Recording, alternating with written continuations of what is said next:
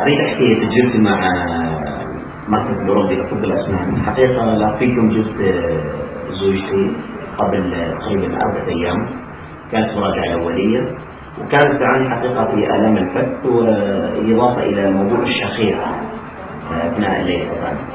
والحمد لله الآن يعني تقريبا الآن في الجلسة الثانية اللي هي جلسة الليزر كانت باستخدام جهاز سنو 3، وكانت حقيقة يعني تجربة فعالة ومباشرة جدا، ونأمل إن شاء الله يعني خلال الجلسة الثالثة اللي أعتقد إن شاء الله تكون الأخيرة أو قبل الأخيرة إن شاء الله في تحسن أفضل إن شاء الله.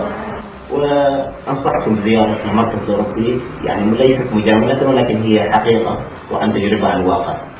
ولو كان في أي خطأ تأكدوا إني برجع لكم بقول لكم بملاحظتي بصورة مباشرة وصورة قريب الجديد في سلطان العمان.